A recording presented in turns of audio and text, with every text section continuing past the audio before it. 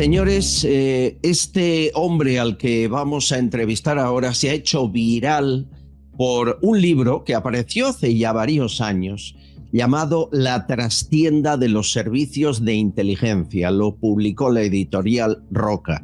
En él cuenta el Plan Marruecos 2030. Hemos hablado de ese plan, hemos confirmado que el plan existe desde hace años. Y hay quien nos asegura que ese plan está a punto de ejecutarse, que se podría ejecutar en cualquier momento. De hecho, nos consta, y así lo contamos, que en 2024 varios miembros del actual Centro Nacional de Inteligencia informaron de las intenciones de ese plan a sus superiores del CNI, y en un año no hemos visto que hayan actuado. Al menos que sepamos. Sí es cierto que el ejército español se ha mostrado más firme que nunca, muy cerca de Ceuta y Melilla, al menos su presencia en la defensa de esas zonas. Pero ¿hasta qué punto el Plan Marruecos se va a ejecutar?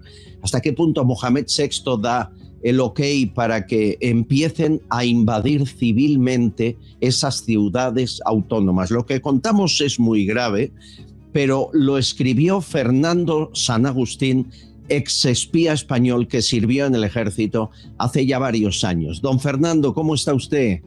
Pues muy bien, encantado de verle de nuevo. Un placer que nos atienda, porque su libro ha sido profético. Nadie hablaba de ese plan, incluso muchos lo negaban. Se lo negaron a usted también, ¿no? Que no existía, decían. Bueno, no lo negaron. Lo ignoraron. Los gobiernos españoles, todos, tienen una especie de miedo al moro, miedo a Marruecos. Tienen una especie de temor heredado, no sé a qué, pero lo ignoraron. Dijeron que exageraba, que sí, que cabe la posibilidad, que bueno, que sería probable y tal. Pero todo lo que respecta al plan, porque... Bueno, se va primero, los reyes de Marruecos, tanto su padre como él, no tienen prisa. Es una de las cosas características de los alauitas.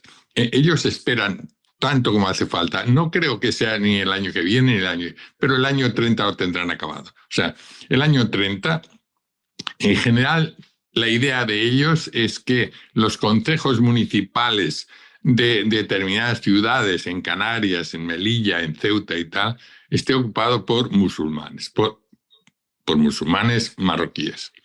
Y esto le da un bis,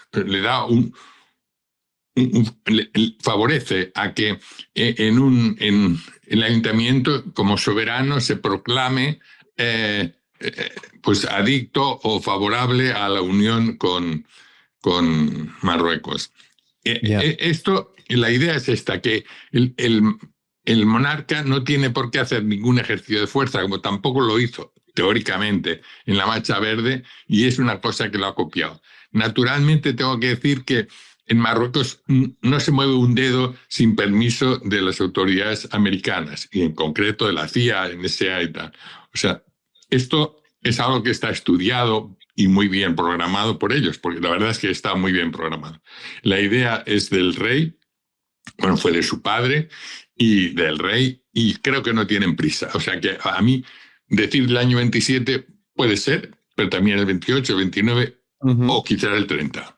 Es curioso porque justo en el 30 es cuando celebran el Mundial de Fútbol, que colabora Portugal, España y Marruecos, y todo apunta que será en Marruecos donde tenga lugar el partido final, la gran final. Bueno, demasiadas coincidencias, ¿no, don Fernando? No lo sé. Como no soy muy aficionado al fútbol, tampoco en aquella época tampoco estaba nada al corriente de lo que... Lo que sí digo que para contrarrestar esta esta voluntad, se propuso al gobierno actuar o facilitar la actuación de los grupos rebeldes rifeños porque aspiran a la independencia, y teníamos, o se tenía en la mano, o la posibilidad de crear como igual que en País Vasco se creó la ETA, en el RIF, crear unos movimientos de separatistas, porque lo son. Y porque además los rifeños lo acogían con mucho gusto. Los rifeños han luchado contra España mucho tiempo, pero también a favor. Hay un gran número, o había un gran número, entonces había un gran número de gente que cobraba pensiones del ejército español. España era su enemigo adorado, o sea, nos querían mucho. Y ellos estaban dispuestos a hacerlo, pero nada más que se abrió la boca, porque para insinuar que se podía hacer así y entonces frenar la idea de Marruecos como un ente imperial, porque en el fondo es eso, o sea, quieren ser el imperio marroquí sueña con dominar todo, con dominarlo. Pero el gobierno, y realmente tenemos que decir que todas las operaciones secretas del mundo, que lo son, no se deja nada escrito, nada. Y estas conversaciones con el RIF y esta insinuación al gobierno, o esta propuesta al gobierno de facilitar a los militares y a las fuerzas políticas de oposición rifeña hacer un movimiento de separación, un movimiento separatista, tampoco tuvo éxito. O sea, se puede decir que fue un trabajo bastante fracasado. O sea, años después escribí esto como, bueno, novelado, naturalmente. La historia no es ni tan bonita ni tan bien resuelta como en la novela, pero el hecho es real. En su libro habla de unas 20.000 personas que se necesitarían para invadir pacíficamente por mar, por tierra, llegando a través de cualquier medio, dice usted, el Corán en una mano, la bandera de Marruecos en otra, sin armas, sin disparar. Ese es el objetivo, ¿no? La Marcha Verde, lo que vivimos. Es la Marcha Verde. Lo que pasa es que en la Marcha Verde también había gente armada por detrás y por delante. En esta no. Esta es una idea, siguiendo la idea del rey, estaba montada por unos tíos americanos muy buenos, muy listos y que eran simplemente eso. Nuestras armas son la cultura, que representa la bandera, y la religión. Y esto prácticamente, ¿quién dispara o cómo se frena una masa de 10.000, de 15.000 que vienen por todos sitios, que son chicos jóvenes, mujeres, ancianos, etcétera, con un Corán? Pues, no hay manera de frenarlos, no se puede hacer, y por tanto probablemente tendrá éxito, desgraciadamente puede ser que tenga éxito. Yo espero que las autoridades de Ceuta y de Melilla y tal, y de las islas, que no nos olvidemos, las islas no quieren que sea el primer problema, porque desataría ya una ofensiva importante. Pero que después de Ceuta y Melilla vienen las islas, seguro. Y luego, naturalmente, las Canarias lo dan por hecho, porque en las Canarias además tienen mucho apoyo, porque está en discusión. Entonces, que ahora por lo visto hace años se ha confirmado, pero entonces ya se hablaba de las bolsas de petróleo, los intereses que tenían, y no sé muy bien si solo tenían los americanos o tenían otros. Nosotros nos limitamos a decir que tenían mucho interés y que iban a por ellos. Y que iban a por ellos con cualquier población, o sea, mauritanos, senegaleses, guineanos, etcétera, favorecidos. Hay que tener en cuenta que una cosa que llama la atención es que la gente que va en las pateras, cuando tú les preguntas cuánto han pagado, todos dicen, o la mayoría dicen que han pagado 1.500, 2.000 euros, etcétera. Entonces Entonces no había euros, pero era una cantidad importante de pesetas. Y es curioso que ninguno tenía ese dinero, ninguno. Y por lo que conseguimos, las arcas de su majestad, el jalifa, o como se llama, el sultán, abonaba muchas pateras, pagaban muchas pateras. Esto no se pudo demostrar, pero bueno, la policía española y los servicios y tal lo pueden demostrar ahora porque está de cara. O sea, son tantos que es muy fácil llegar. Y bueno, no se hizo caso, fue un fracaso. Ya, pero hay quien me dice, don Fernando, que esa invasión civil pacífica se está llevando a cabo por goteo desde hace años. Claro, claro, la población marroquí en Ceuta y en Melilla son el 60%, en Canarias, Andalucía ha aumentado mucho. Y hoy mismo en la Gaceta publican que Marruecos ha indultado en los últimos 6 años a 37.000 delincuentes, 66 de ellos terroristas. En los primeros 6 meses de este año, casi 1.000 marroquíes han entrado ilegalmente por Canarias. A lo mejor es esta la invasión que se está produciendo. No, la invasión va poco a poco. Por eso digo que no será el 30. No. A lo mejor cuando entonces empezaba 20.000 con el Corán en la mano y tal, quiere decir que es el último empuje. Es el último. Ellos decían, pero que a partir de ese momento ya empezaba el goteo. Era el goteo continuo. 20, 30, 50, 10, 200, pero que debía ser continuo. Y sobre todo, esta continuidad era más importante en Canarias que en Marruecos, porque Marruecos lo tienen por la mano y por tanto pueden hacer un golpe más de efecto. Pero sin embargo, en Canarias necesitan que vayan poco a poco para que no se alarmen. O sea, para que piensen que todo se resolverá con un traslado, con un tal.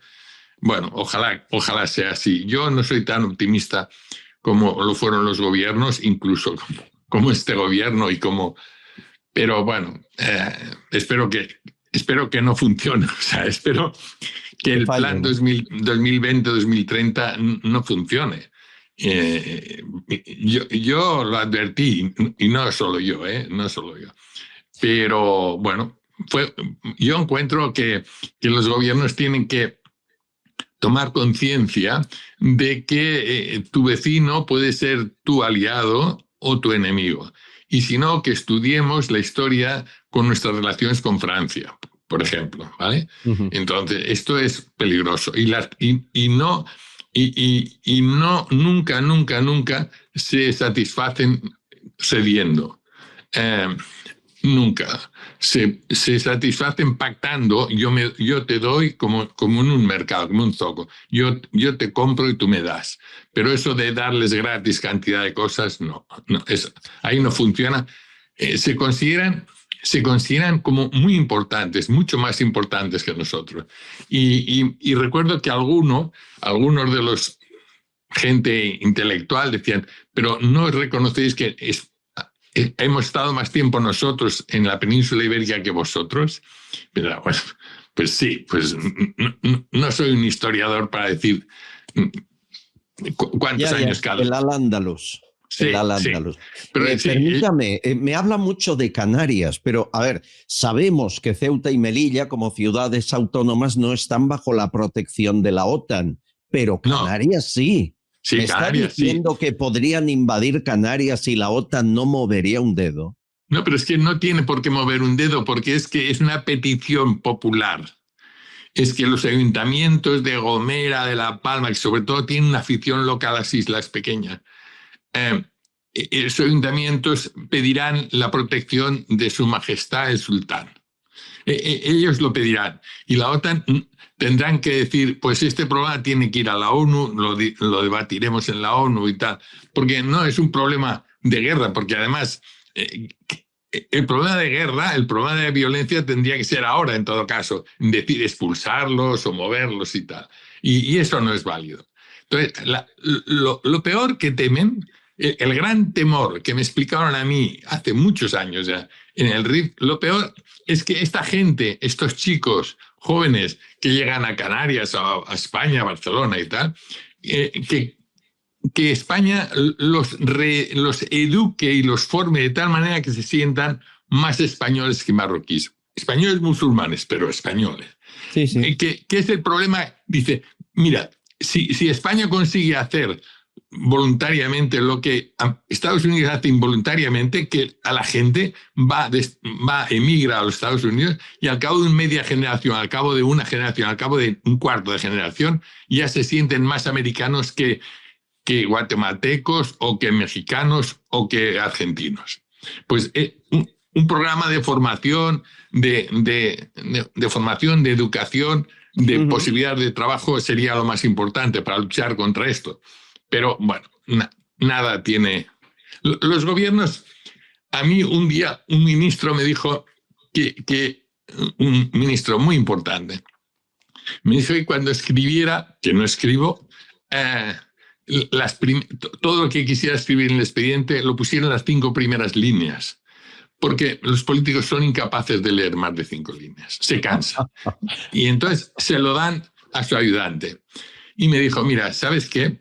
Ya verás, casi todos los que forman el Consejo de Ministros, casi todos, aprenden de oreja. O sea, no leen. Yeah. Cuando yo un día me recriminaron mis posiciones y tal, es que tú has evolucionado. Y yo le digo, sí, es que sabes que continuamente estoy leyendo libros. Y no hay como leer libros para evolucionar. Bueno, pues bien, a los chicos que vienen y a la gente que viene a Marruecos, de Senegal, de donde sea, a Canarias, que es lo más peligroso, el más peligroso. Y a España habría que no ponerlos en un campo de concentración de menores esperando el subsidio para marcharse y ocupar nuestras calles, sino formarlos, educarlos, hacerles que cojan amor por la tierra, porque esa tierra que les acoge, esa tierra de acogida, esa sensación de acogida, les soluciona su vida. Y esto el gobierno no lo quiere, no lo sabe, no puede, no lo sé. Pero total, estamos en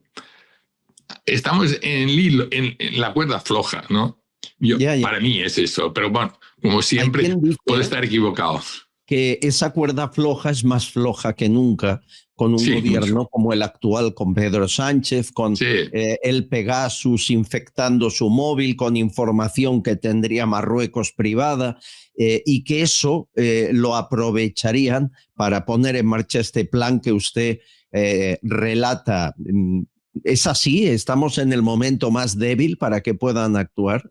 Yo encuentro que el gobierno de ahora yo diría que es desconcertante, un poco desconcertante, teniendo en cuenta que, mira, hay una potencia tecnológica muy importante, que en el libro hay un momento en que yo hablo con los judíos, ¿no?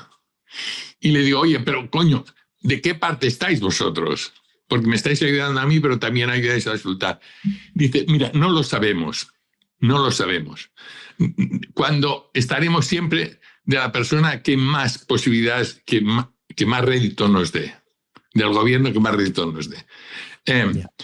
Es una potencia tecnológica que seguramente, naturalmente, como se dice, pues le debió ceder el Pegasus o el aprovechamiento del Pegasus, pero lo que no entiendo es por qué que existía esta posibilidad, se sabe. ¿Por qué a Marruecos lo ha conseguido? ¿Por qué Marruecos consigue todo lo que se propone de Marruecos, de Estados Unidos y de Israel? Es que es absolutamente increíble, y nosotros no, porque parecemos los apestados un poco del tema. No lo sé. Yo sinceramente diré que el problema es grave, que se pudo solucionar y seguramente se puede solucionar. Seguramente hay gente que piensan mejor y de mejor modo la manera de combatirlo. Pero para mí, visto cómo está la situación de grave o de incierta, yo diría que la solución está en tener una política de migración mucho mejor, mucho más formativa, mucho más, o sea, que le cojan cariño al país, que le cojan cariño. Sí. Porque es que nadie quiere a España, joder. Es que parece como si el gobierno tampoco lo quisiera. A mí me extraña. Los únicos que queremos España, o la gente que quiere España, son la gente que circula normal por las calles. Pero los otros parece que no les interesa. O sea, venden, trapichean. En lugar de cuidarse de los ciudadanos, se cuidan de su ego, vamos. No, es comprenderá que yo me siento, y por eso no me gusta mucho hablar de de estos temas, porque me siento frustrado, fracasado. Es terrible tener que decir esto, que no solo yo, más gente le ha dicho cosas al gobierno y que lo dejan archivado, lo dejan ahí encima de la mesa y dicen, ya se arreglará. Bueno, pues no lleva caminos de arreglarse. Es Fernando San Agustín. Él ha escrito este libro, La trastienda de los servicios de inteligencia, y demuestra que durante décadas esos servicios de inteligencia, el CSIC, el CNI ahora, han advertido de este plan Marruecos infinidad de veces a varios gobiernos. Hasta hoy ninguno ha hecho caso y seguimos ante el riesgo de que perdamos lugares que jamás han sido marroquíes, como Canarias, Ceuta o Melilla. Don Fernando, un placer. Muchísimas gracias por su tiempo.